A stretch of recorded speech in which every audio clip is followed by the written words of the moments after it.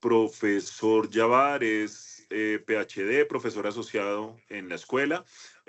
Tiene pregrado y maestría en tecnologías de la información de la Universidad Estatal de Moscú, ya lo estoy viendo, profe, con enfoque en el análisis de datos grandes y tiene doctorado en economía. Tiene más de 10 años de experiencia internacional en el sector público y privado, específicamente en Colombia, en entidades como el Ministerio de Salud, Mintic, universidades como La Sabana, Bosque, Rosario, Escuela, y la Universidad Católica de El Salvador. Su interés se centra en la aplicación de la inteligencia artificial, en la ciencia de datos, en la computación y en grandes volúmenes de datos en la nube con la integración de tecnologías de la industria 4.0 y 5.0. Profesor Yavar, muchas gracias por acompañarnos. Le dejamos el auditorio a su entera disposición. Muchísimas gracias por la invitación. Voy a empezar. Estaba mirando varias charlas. No sé si me escuchan bien. Fuerte y claro, sí, señor. Bien. Habían varias cosas que quisiera comentar un poquitico. Que muchas de las tecnologías de inteligencia artificial están mucho más avanzadas de lo que está pasando en la vida real. Digamos que todavía la industria y digamos, muchas cosas todavía no han llegado al nivel que estamos en parte de investigación. Por ejemplo, estaban hablando que inteligencia artificial no es nuevo, sí, de acuerdo. Esto ya lleva desde 1920, después en la Guerra Mundial, en modelos de optimización, llegaron más adelante, pero lo que se llama redes neuronales, eso salió alrededor del año 2000.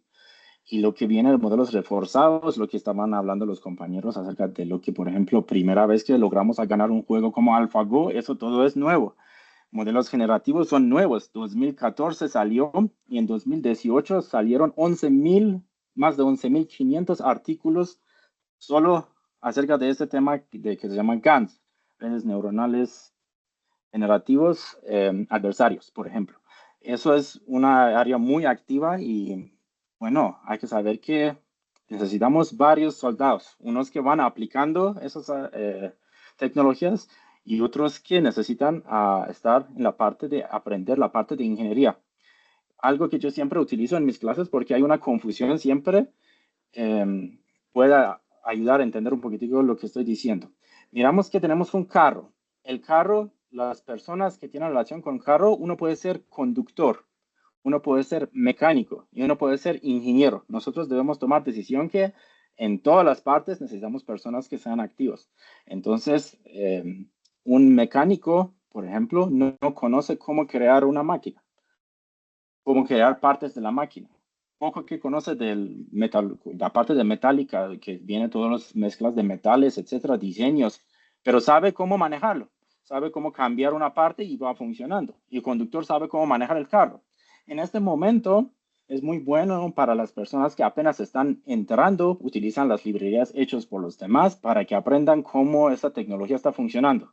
Pero necesitamos personas que entiendan a la parte atrás, porque eso tiene una matemática muy fuerte y esa matemática fuerte es una mezcla de ingenieros de sistemas, matemáticos de diferentes áreas que necesitan entender cómo eso está funcionando y crear unas herramientas que pueden ser competitivos.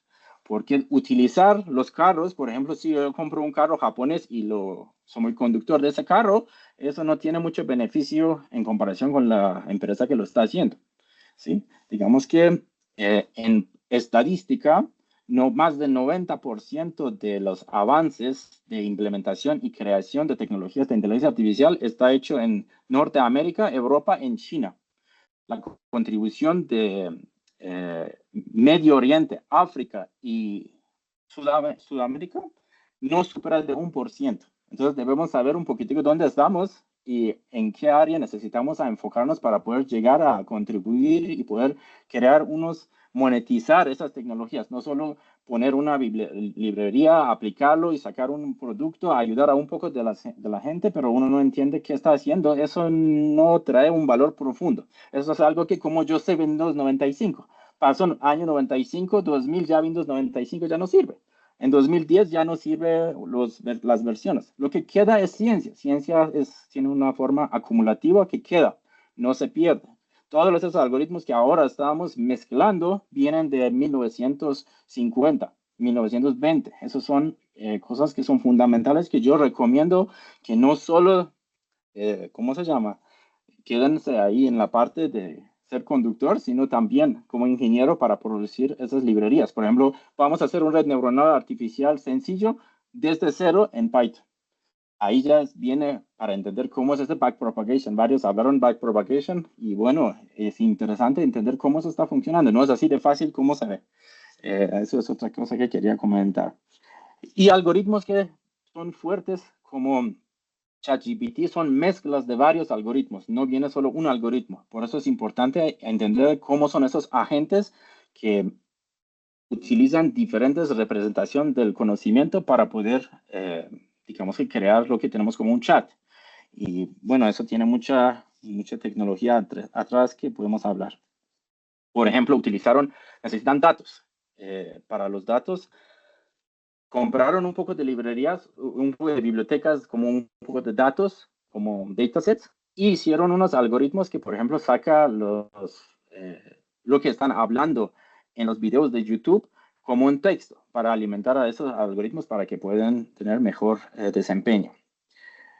Bueno, y tenemos otras cosas que, bueno, ahora está pasando en nivel de investigación. Por ejemplo, tenemos computación cuántica, tenemos esos algoritmos de aprendizaje de máquinas en forma cuántica y hacen simulaciones. Falta todavía para que los apliquen. En algunas áreas alcanzaron a aplicar y está dando buenos resultados. Entonces, esas son áreas que es bueno que uno conozca. O Industria 5, que estamos aplicando esos algoritmos en diferentes áreas con humano. Voy a ver de las preguntas que habían algunas cosas que estaban preguntando. Y eso que estaban preguntando para el uso personal. Quiero decir que así igual como los temas de ciberseguridad, ataques, ahí hay muchos policías en Internet. Digamos que si uno empieza a aplicar algo que no es legal, ahí están muchos vigilando Internet y muchas cosas. Por ejemplo, no sé si conocen la serie Mr. Robot. La persona que lo escribió sabía mucho de temas de hackers, pero él una vez intentó hackear una biblioteca y lo cogieron y lo castigaron. Entonces hay que tener cuidado que esas tecnologías ahí están muy avanzados, pero las personas que los están vigilando también son muy fuertes en eso. No es que, digamos que no saben qué está pasando y uno puede utilizar cualquier cosa. Voy a compartir mi presentación. ¿Me pueden, por favor, confirmar? Ahí estamos viendo, profe Yavar. Listo, listo. Muchísimas gracias. Entonces voy a empezar.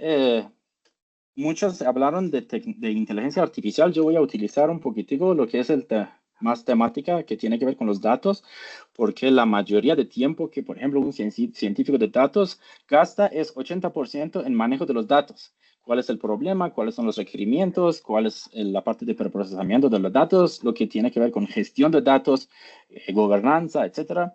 Y después 20% de tiempo es ya aplicar esos algoritmos a los datos para poder sacar resultados buenos. Y eso, un poquitico voy a hablar de ese tema. En la parte de gestión de datos tenemos una parte que tiene que ver con integración y interoperabilidad, que varios también conferencistas hablaron de la importancia de ese tema porque lo que ha cambiado es inteligencia artificial con redes neuronales, con modelos por refuerzo, con modelos generativos, etcétera. Y por la parte de los datos ya tenemos lo que se llama Big Data. Big Data viene como las características que tiene, por ejemplo, es un volumen alto de los datos. Velocidad que viene es constante. Tenemos variedad de los datos. No solo son los datos como los estructurados como datos de SQL o en Excel. Los datos son imágenes, mapas, señales, los datos que vienen de los sensores que vienen de una manera constante, hay que tomar decisiones rápidas. Todos esos datos, la forma que se guardan es distinto.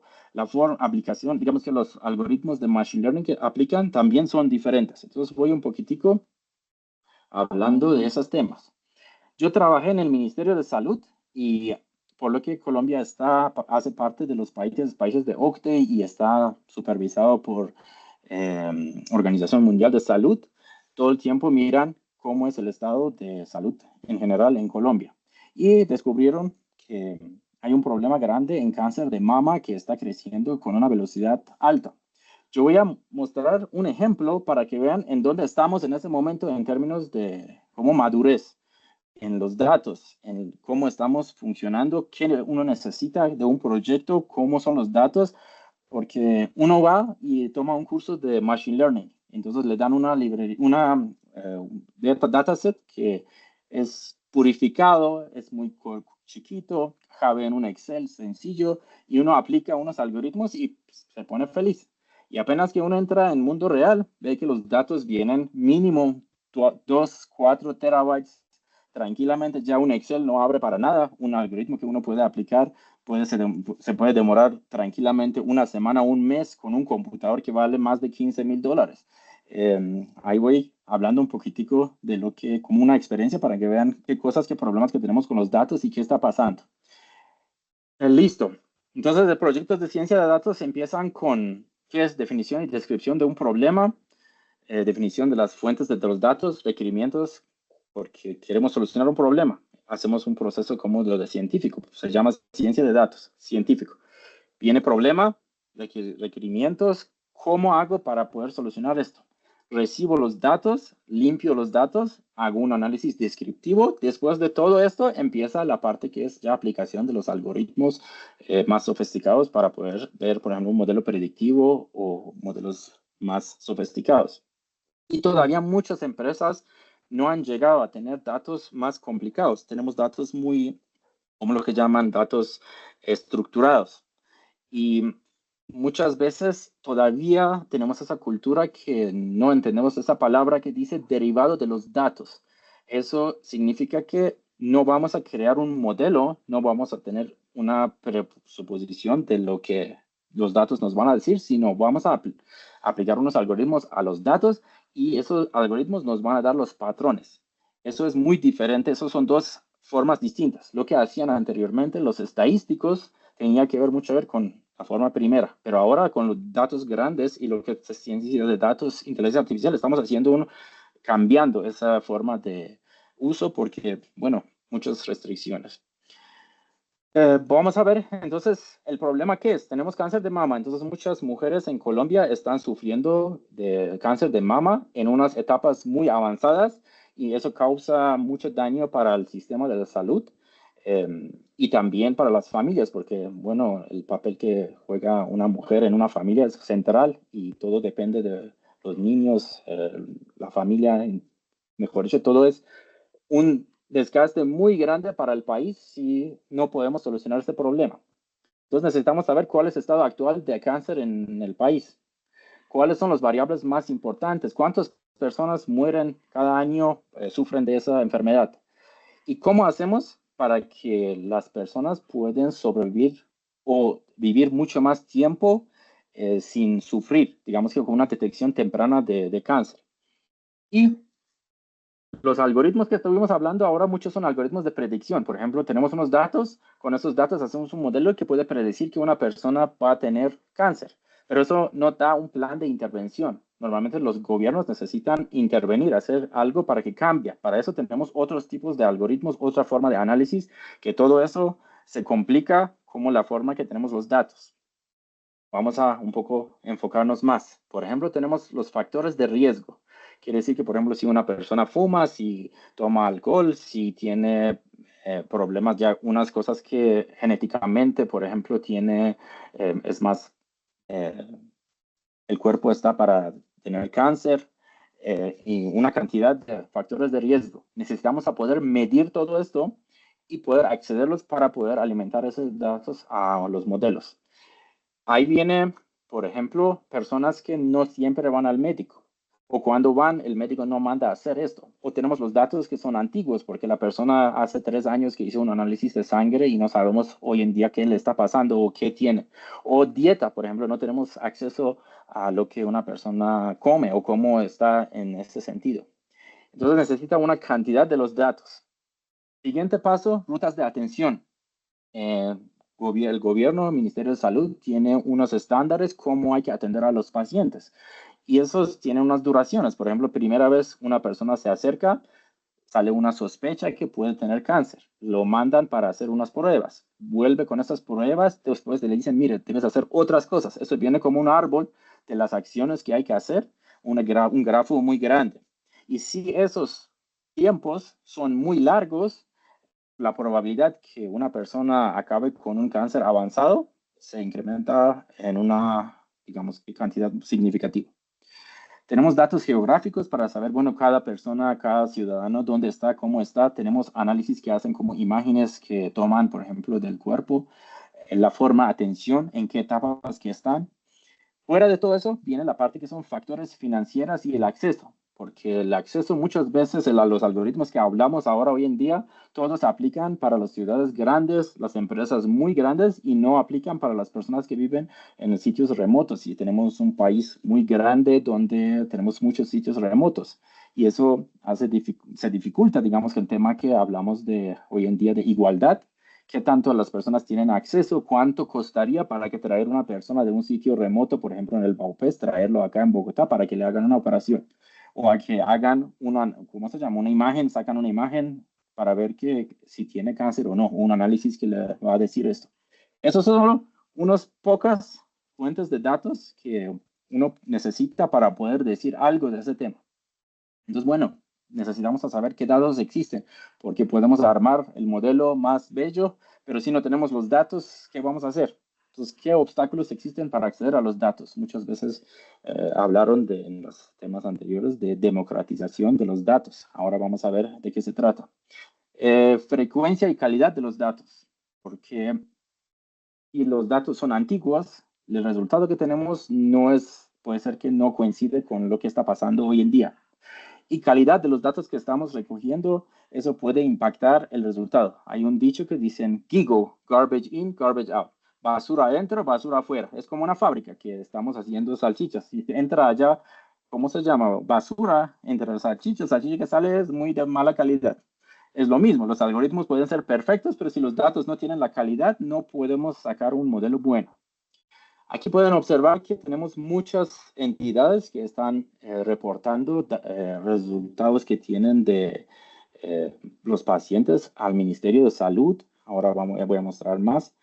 em, que algunos se dedican, por ejemplo, centros que son especiales para cáncer, otros que son de IPS, por ejemplo, los hospitales que tienen pacientes y tienen los datos. Puede ser que personas cambian el sitio donde están de atención. Puede pasar que uno va al laboratorio, saca unos datos y eso todo necesitamos para que tener en un mismo sitio para poder decir algunas cosas. Y si tenemos los datos que están de mala calidad, necesitamos mirar a un mismo problema por diferentes lados, porque si no sale resultados falsos que digamos que no coincide con la realidad.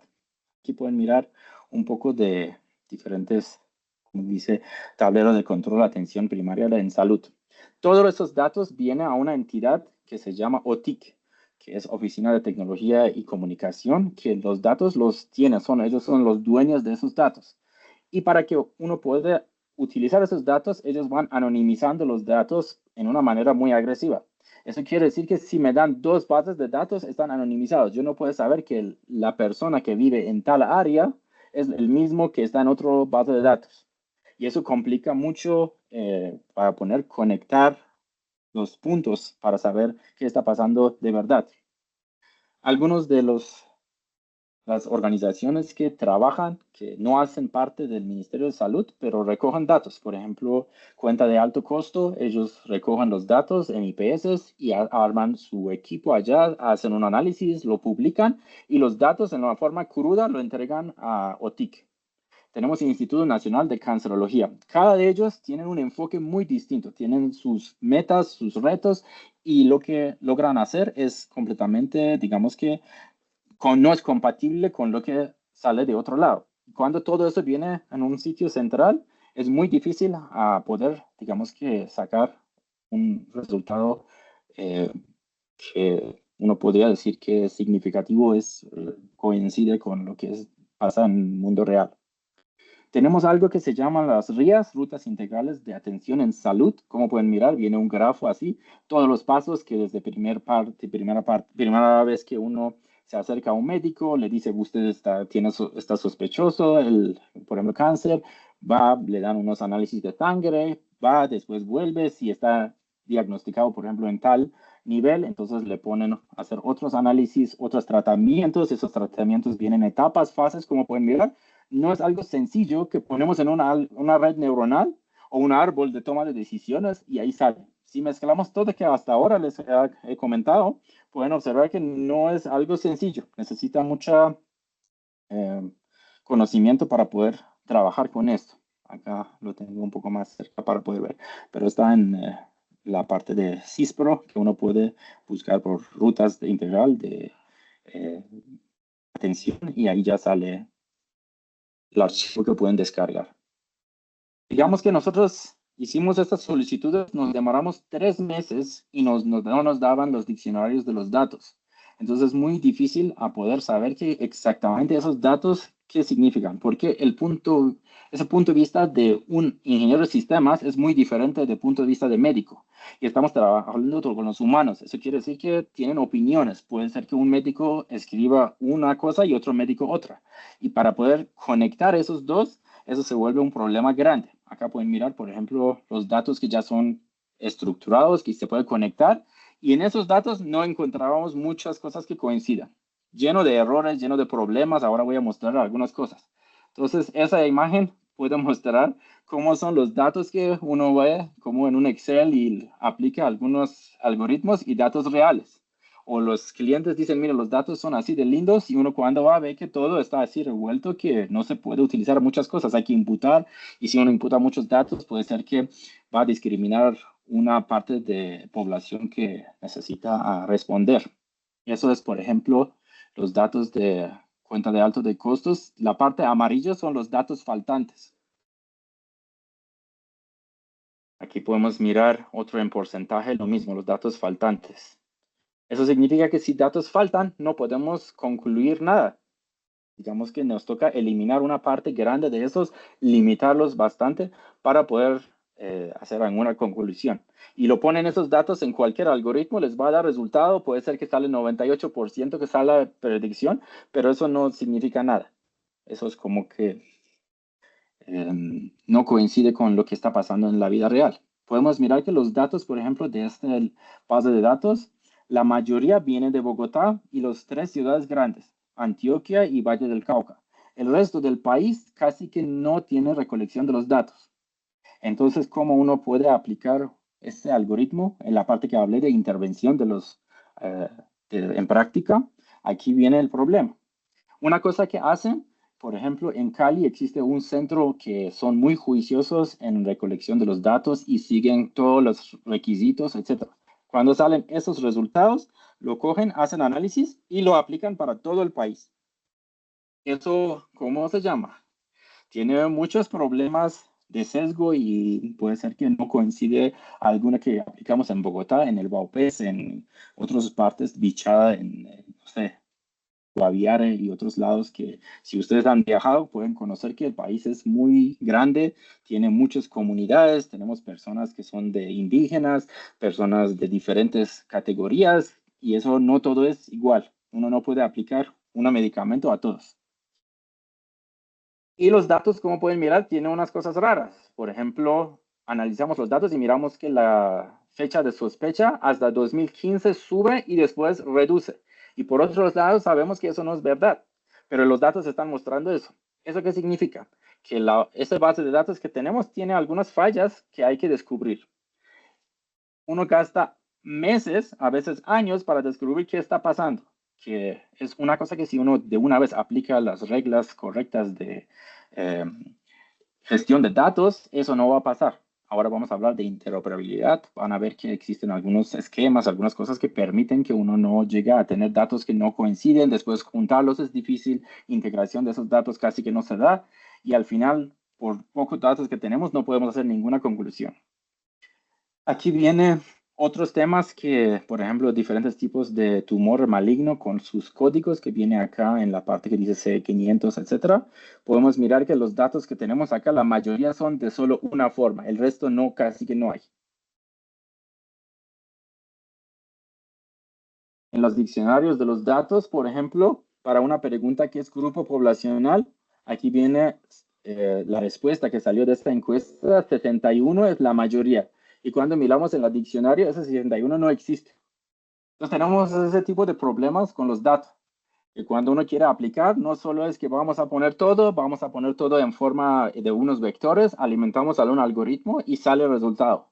Además, digamos que todo está perfecto y salió un resultado. Esos algoritmos son unas cajas negras. Digamos que no sabemos cómo este algoritmo encontró ese patrón. Eso es todo, causa problemas. Un ejemplo sencillo que les voy a comentar es, hicieron un algoritmo que puede clasificar perros. Entonces ponían allá un malamut, por ejemplo, o bueno, un malamut, y eso lo detectaba como un lobo. Cuando empezaron a mirar esas capas que está adentro para entender qué está pasando ahí, encontraron que los datos donde estaban los lobos había nieve y la foto de ese tenía también nieve.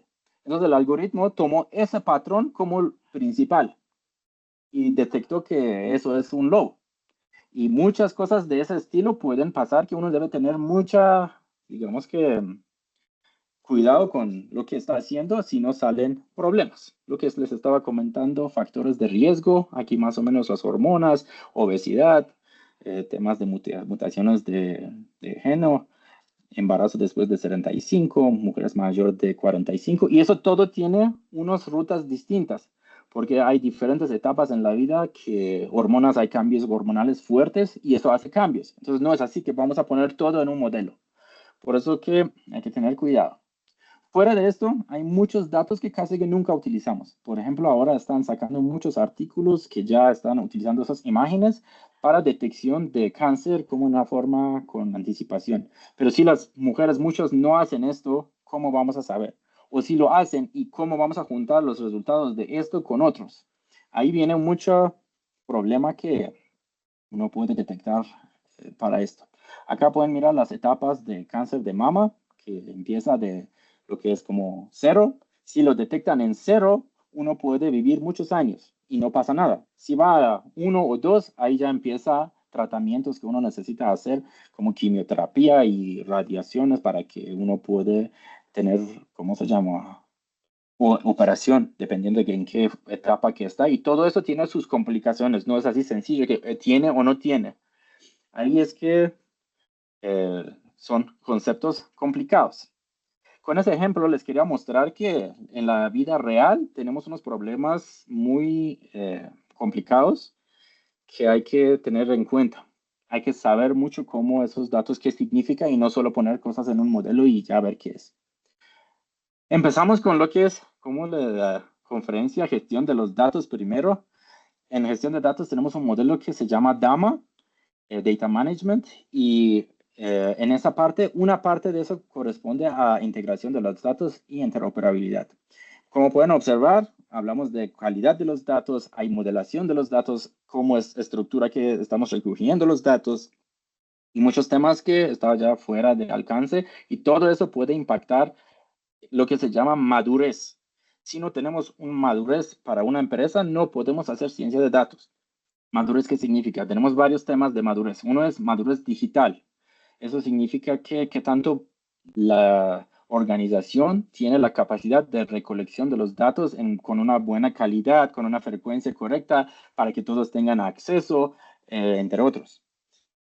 Qué tan fácil es adaptarse a los cambios que vienen y entre otros. Mejor dicho, eso es algo importante que hay que tener en cuenta. Vamos a mirar de qué se trata como interoperabilidad e integración. La interoperabilidad se refiere a los estándares, los protocolos, las tecnologías y los mecanismos que permiten que los datos fluyan entre diversos sistemas con una mínima intervención humana. Eso quiere decir que, por ejemplo, tenemos 20 hospitales, la persona estuvo yendo a 20 hospitales y necesitamos que todos esos datos lleguen y para que podamos después comparar esos datos. La integración de datos es un proceso que consiste en reunir datos de diferentes fuentes para obtener una vista unificada y más valiosa de ellos. Uno es centralizar todo y mirar en un sitio, y otro es para poder tener unos protocolos que permiten acceder, porque como por ejemplo miramos cuenta de alto de costo, no va a cambiar su interés, es una entidad privada. Tiene un interés, tiene unos datos, pero necesitamos poder consultar esos datos y conectarlos con los demás. Ahí viene esa combinación de esos dos términos. Y eso es un tema que tiene su certificación y es bastante denso si uno quiere conocer. Por ejemplo, DAMA tiene una certificación que vale como unos $311 y solo se dedica a ese tema. Para un poquitico aterrizarlo, podemos mirar que, por ejemplo, una persona va al hospital, lo mira un médico general, lo manda a hacer unos temas de laboratorio. Al mismo tiempo tenemos una universidad que está haciendo un estudio con temas de, por ejemplo, aplicación de un medicamento para ver que los pacientes cómo están, el resultado que sale cómo es. Tenemos temas financieros de EPS y un montón de datos que tiene que ver con las entidades que están relacionadas con el tema de salud. Y todos ellos necesitan estar relacionados. Por ejemplo, yo conozco algunos sitios que uno va al médico, el médico manda al laboratorio, el laboratorio hace análisis y de una vez el médico ya tiene los resultados, ya sabe que no es necesario ir allá, reclamar, traer, mirar, todo a imprimir. Esas cosas son duplicados y un montón de esfuerzo que, digamos que, complica las cosas. Y cuando esos datos vienen en unos formatos específicos. Si esos formatos no son correctos, no podemos utilizarlos. Entonces, en tema de interoperabilidad, tenemos la parte sintáctico y la parte semántico. Sintáctico es, tenemos dos entidades, quieren mandar unos mensajes entre ellos. Si utilizan los protocolos distintos, los datos de un lado o el otro lado no va a entender. No puede conectar, no puede utilizar. Entonces ahí ya vienen algunos estándares como FHIR o vienen los dos de HL7, versión 3, versión 2, etcétera, que eso permite que implementan algunas reglas que eso permite compatibilidad entre los datos. Eso es la parte sintáctica. En la mitad viene un módulo que hace transformación de los datos y permite que pueden acceder a los datos y entenderlos en el otro lado. Con los datos que no son estructurados que hoy en día tenemos y no podemos ya aplicar un esquema o una transformación específico para poder guardarlos. Entonces estamos llegando a lo que era ETL a ELT, que son primero los cargamos y cuando los vamos a utilizar ya aplicamos unos esquemas diferentes, dependiendo de lo que vamos a hacer. Estamos llegando, ¿cómo se llama? Una transformación a este lado. La parte que es interoperabilidad semántica tiene que ver con el sentido que tienen los datos. Por ejemplo, tenemos una cebra y esa cebra, la parte A lo conoce como un caballo blanco con unas líneas negras y la parte derecha lo conoce como un caballo negro con unas líneas blancas. Un humano cuando ve eso entiende que nos estamos refiriendo a la misma cosa, pero los sistemas no entienden. Y eso pasa que, por ejemplo, podemos mirar en este caso como tenemos cáncer de pulmón, sospecho de cáncer de pulmón, y son tres entidades distintas. Uno dice, ¿cuál es el problema de salud? Cáncer. El segundo dice, cáncer, sospecho de cáncer. Y tercero dice, sospecho de cáncer de pulmón. Ahí tenemos qué parte del cuerpo que es en pulmón. Segundo también y el tercero no tiene. ¿Cuál es el estatus? Es sospechoso. Entonces ahí tenemos tres diferentes formas de guardar información que no necesariamente uno puede hacer comparación, decir que son iguales. Poner esos datos, integrarlos en un mismo sitio es complicado. Eso se puede solucionar utilizando esos protocolos, la parte de, ¿cómo se llama? Técnica y la parte de los médicos ven los datos en forma distinta. Pero si utilizamos unos estándares, reduce ese problema que los datos que estamos recogiendo no coinciden. Pero en todas las maneras, como estoy mencionando, estamos trabajando con los humanos y eso trae una complejidad mucho más alta que, por ejemplo, los datos financieros, que son ya, ¿cuál es el ingreso? Tanto, y ya, listo, ya no tiene preguntas. Pero aquí sale mucha complicación. Digamos que llegamos a un momento que tenemos los datos muy óptimos, todo está perfecto. Esos datos son perfectos en términos de uso de los recursos, por ejemplo, sistema operativo, memoria, rapidez, menos duplicados. Cuando queremos saber unas preguntas, por ejemplo, cómo voy a intervenir, necesitamos denormalizar esos datos. Quiere decir que sacarlos de esa forma óptima que estaba, hacer unas copias para poder accederlos de una manera más rápida.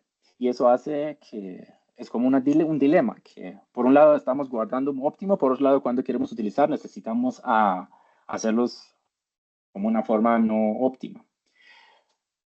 Vamos a ver qué está pasando. Tenemos muchos datos, mucho más usuarios y muchos casos de usos. Y necesitamos que en la forma en que estamos guardando los datos, que nos permita acceder a esos y hacer diferentes tipos de análisis. Para eso viene un principio que se llama FAIR, que los datos deben ser fáciles a encontrar, accesible, interoperable y reutilizable. Digamos que si yo hago un análisis y lo dejo, otra persona lo puede utilizar para facilitar lo que estás haciendo. Y para, digamos que llegar a un momento que los datos son, digamos que muy útiles, necesitamos centralización de los datos y descentralización de análisis. Eso es algo que anteriormente todos estaba descentralizado, la parte de análisis, los datos estaban en unos silos afuera. Podemos mirar lo que quieren los clientes, quieren romper esos silos de los datos, quieren tener modelos predictivos en tiempo real, democratización de conocimiento. Y un poco más rápido, que estoy como con tiempo un poco atrasado. Los desafíos que tenemos, lo que hablé, en temas de madurez, necesitamos equipos que saben qué están haciendo, necesitamos unos modelos que utilizan los datos centralizados, tecnologías, infraestructura que permite a poder acceder a los datos. Por ejemplo, OTIC pone los datos en unos data warehouse en algún lado, hay que descargarlos, hay que comprar un poco de forma de computación para diferentes entidades y todas las entidades, cada uno está haciendo el mismo estudio. Por ejemplo, epidemiología está haciendo lo mismo, los que aconsejan al ministro están haciendo lo mismo y eso es que, ¿cómo se llama? Reduce lo que necesitamos hacer. Tenemos silos que están en múltiples nubes, no tienen una gobernanza constante. La parte de complejidad viene con datos distintos que tenemos, por ejemplo, tipos de datos, velocidad y lo que ya mencioné. Aquí podemos mirar que si una empresa o una organización logra tener todos los datos en un mismo sitio, eso es como una laguna de datos. Tiene todos los datos en un mismo sitio, ahora tiene problema cómo conectar todo eso. Eso viene como concepto de océano, donde eso es muy abierto, pueden llegar mucho más información, es un fácil atraer y al final, cuando se madura, tiene un ecosistema de datos donde todo es accesible, todo está conectado y se puede hacer un análisis fuerte. Aquí podemos mirar lo que estaba explicando, por ejemplo, en la parte que está en azul, en la izquierda, son la parte que los datos que en ese momento necesitamos. Si vamos a acumular unos datos que nos sirven para futuro, ahí vienen los datos más grandes como lagunas, etc. Y si tenemos todos los datos vía océano. En ese océano queremos llegar a tener todavía más madurez. Ahora voy a hablar de inteligencia artificial. ¿Qué pasa con esta interoperabilidad? Que tenemos muchas entidades distintas, los queremos conectar, en la mitad tenemos unos esquemas y eso complica toda la vida para todo el mundo. Podemos crear unas bases de datos o una forma de datos que se ven en forma de los grafos. Los grafos vienen con unos nodos donde están los actores y entre ellos hay unas relaciones. Y eso nos permite tener una forma semántica como sentido de los datos. Vamos a mirar unos ejemplos en qué forma esos datos se ven. Y exactamente aquí vienen los nodos y arcos, eso es la parte más importante que tenemos. Necesitamos poder aplicar unos algoritmos de Machine Learning que nos permita crear esos nodos y los arcos. Los algoritmos que ya los compañeros explicaron, yo creo que no es necesario volver a hablar de redes neuronales artificiales, convolucionales, recurrentes, etc. Esos algoritmos dependen de los datos que estamos utilizando, tarea que tenemos y la forma que funciona. Y eso uno puede mezclar muchos de esos algoritmos juntos para poder llegar a una solución específica. Yo creo que eso voy a pasar porque eso ya mostraron. Tiene un tema muy importante que se llama reconocimiento, representación de conocimiento y razonamiento. Es una tarea que todavía inteligencia artificial no ha logrado completamente hacerlo.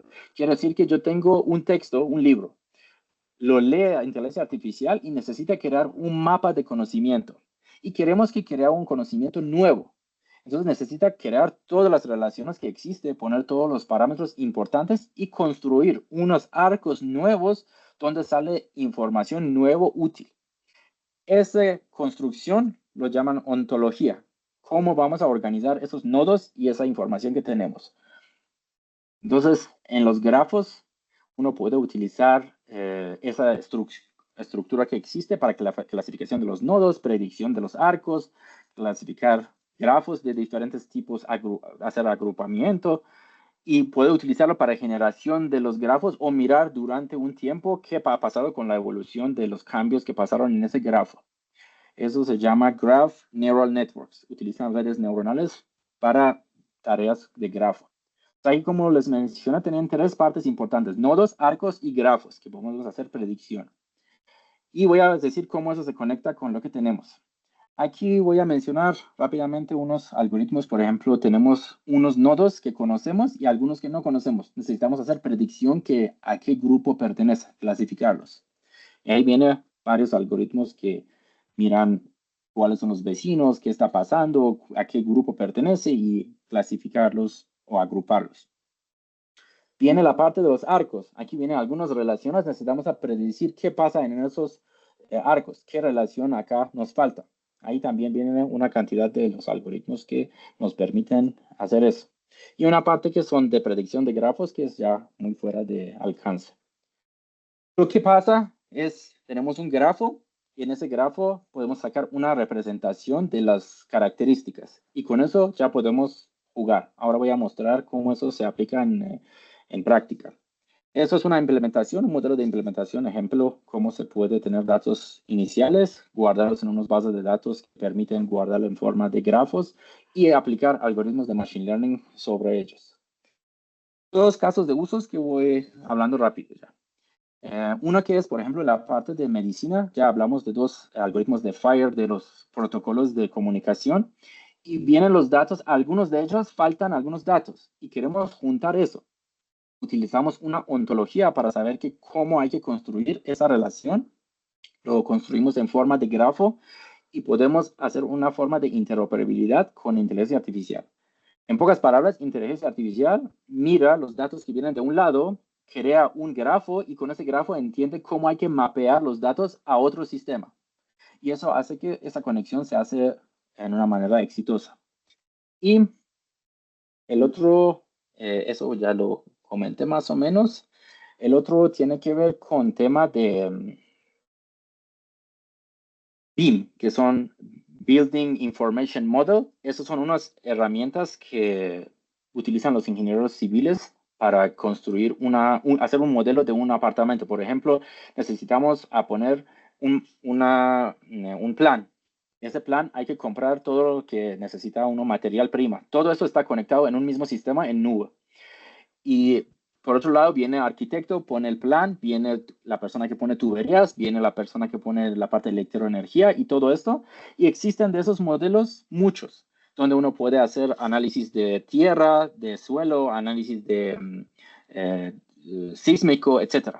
Pero tienen diferentes formatos. Para que puedan conectarlos y sacar una información de esto, ellos utilizan otra vez mismos protocolos, utilizando un algoritmo de machine learning para poder construir ese grafo y de un lado llevar los datos para otro lado. Acá pueden mirar que primero vienen los datos como objetos geométricos, hacen clasificación de objetos, hacen clasificación, determinación de las relaciones, atributos y sale el modelo que es un grafo.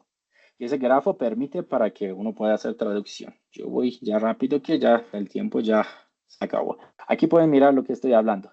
Que tenemos unos objetos. Esos objetos vienen, mejor dicho, tenemos un plan y ahí en 3D. Se divide en partes. Esas partes vienen en la parte de clasificación para hacer un enriquecimiento semántico. Y esa parte semántica se ve como ese grafo. Y eso viene en otro sistema. Eso es Revit, por ejemplo, 2023 y eso es Revit 2022. Yo creo que el tiempo ya no me permite más. Entonces, con eso voy a finalizar. Hay muchas cosas interesantes que contar, pero quería utilizar un caso muy específico para que vean cómo uno trabaja con los datos y cómo se conecta todo para hacer un análisis que valga la pena. Bueno, muchas gracias. No sé si tienen preguntas. Sí, profe Yavar, muchas gracias por la presentación. Hay una pregunta que hace Hernán Darío, que está en el chat. Él dice, ¿es decir que el grafo de conocimiento tiene el mapping de la interoperabilidad? Si es así, ¿por qué hacerlo con inteligencia artificial y no con los algoritmos propios de analítica avanzada que ofrecen los grafos? Tenemos varias tareas en tema de interoperabilidad. Yo solo toqué una, que con esos ejemplos específicos utilizaron lo que es de ontología, un modelo de ontología, unos esquemas que ya están establecidos en el mercado. Utilizando eso, hicieron una predicción de cómo esos dos se conectan. Pero grafos tienen muchos algoritmos que cada uno sirve para cosas distintas que uno puede utilizar. Hablamos de dos cosas distintas, voy a diferenciarlos. Uno es la estructura que tenemos, por ejemplo, de conexión. Por ejemplo, tenemos dos hospitales y en la mitad vienen unos protocolos y ahí se vuelve una red grande de las cosas. Y cada vez que vamos a conectar más datos y más entidades, eso se vuelve más complejo. Eso es una red. Otra red es como lo que hablamos, por ejemplo, un formato específico y lo queremos convertir a otro modelo. Son tareas distintas que, como mencioné, ahí vienen muchas tareas en grafos. No sé si aclaré. Perfecto, profe Yavar. Hay otro comentario, un Cristian Alexander Morón dice, quisiera profundizar en grafos. ¿Qué autores me recomienda para revisar? Entonces, tal vez lo que sugiero es que lo dejemos al final para que la responda en el chat por escrito. Algunos autores que recomiende para que nos quede a todos en el chat la respuesta. Bueno, dos temas que voy a comentar rápido. En YouTube hay un curso que creo que es de Stanford completo, que hablan de grafos, que cómo se construyen, cómo es todo. Es un curso completo, gratuito en YouTube. En la universidad tenemos expertos en tema de grafos y esos modelos dinámicos, grafos, etcétera, que están trabajando con la nacional, que a veces damos cursos. Eso es otro. Y lo de, ¿cómo se llama? La parte de texto ya después hablamos. Perfecto, profe. Hay un comentario que hace Henry Velázquez que me da risa porque menciona que lástima que estas conferencias se realicen contrarreloj, pues una buena conferencia es como una buena comida que se atiende y se disfruta dedicándole tiempo y teniendo espacio para la interacción. Efectivamente, pues digamos que me voy a permitir responder ese comentario. El seminario o el simposio, pues lo estamos realizando en 3 días con diferentes conferencias para dar la posibilidad de tener perspectivas diferentes sobre el tema de datos para o gestión de los datos, especialmente en el uso en inteligencia artificial, pero cualquier cosa que querramos profundizar, nos pueden contactar por chat si quieren, nos pueden dejar algún comentario adicional y nosotros después podemos hacer una reunión, el profe Yavar, nosotros, o contactamos al conferencista que sea de interés de alguna de las personas para que realicemos una sesión un poco más cerrada y particular sobre el tema. No podemos aquí pues abrir un espacio de 2 o 3 horas para hablar sobre una temática. Nuestro objetivo es cubrir en estos 3 días con los aspectos diferentes que consideramos importantes pues para este simposio, específicamente inteligencia artificial, que fue el tema que escogimos. La ventaja es que quedamos con los datos de los conferencistas. Efectivamente, estoy de acuerdo, Henry, para ampliar las inquietudes y pues generar un debate un poco más grande.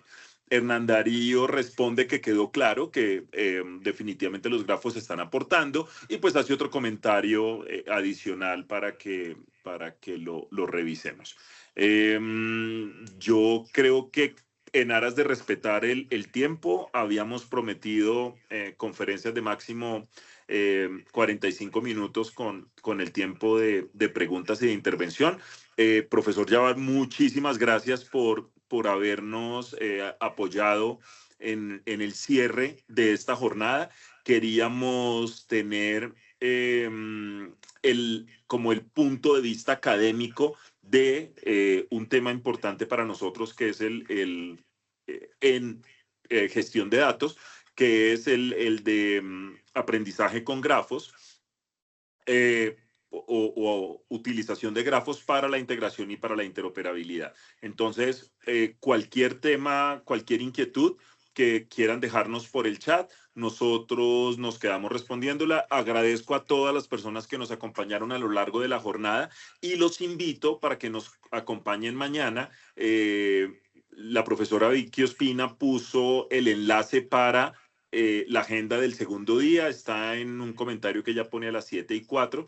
Entonces, para que por favor lo consulten, los esperamos mañana. Tenemos la misma estructura, unas conferencias en la mañana, unas conferencias en la tarde. El jueves tenemos conferencias en la mañana, conferencias en la tarde y cerramos con un panel presencial en las instalaciones de la universidad. Entonces, no sé si alguien más de los organizadores quiere hacer un comentario de cierre. Si no, pues a todos les agradezco mucho, profesor Yavar. Nuevamente, muchas gracias por habernos acompañado. Sí, señor Henry, el jueves en la tarde hacemos un panel de cierre presencial en las instalaciones de la escuela, con un grupo de conferencistas que nos acompañan el jueves en la tarde. Hay algo que quería comentar, si me permite. Claro, ya va. Estamos todos en el mismo equipo. Eso es un juego que están jugando todo el mundo y van con una velocidad muy rápida. Y cada cosa que aprendemos hay que compartir y, ¿cómo se llama? Ampliar lo que conocemos. Y como les mencioné, eso tiene mucha parte técnica que necesitamos compartir, los matemáticos, los ingenieros, y tiene una parte que depende del dominio. Por ejemplo, la parte financiera no es igual que genética o otros lados. Eso todo ayuda para que podamos trabajar y yo dejé mi correo electrónico por si acaso, entonces estoy también en LinkedIn si alguien necesita y hay muchos temas, no solo este que estamos hablando, acá tenemos en la universidad la parte de gestión de los datos en dos partes que estamos preparando personas para que puedan trabajar con estos problemas que más o menos les mencioné en el caso. Muchas gracias. De acuerdo. No, profe Yavar, muchas gracias a usted. A todos, nuevamente muchas gracias y nos vemos mañana en las conferencias. Profe Yavar, de nuevo muchas gracias por la gracias charla. Por la invitación. Gracias, profe.